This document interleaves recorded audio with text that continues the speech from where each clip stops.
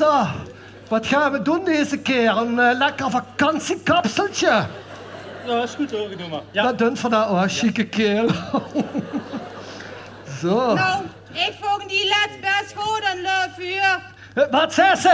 Ik vond die Patricia Pai letzten leuk best goed uur. Du zit zo te schreien, ik hoor dich zo ook wel.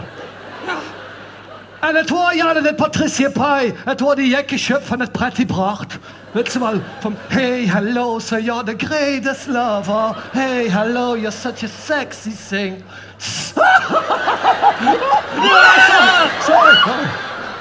Sorry, ik heb paniek. Sorry, ik ga die maar rustig zetten. Ich los mich even, ja.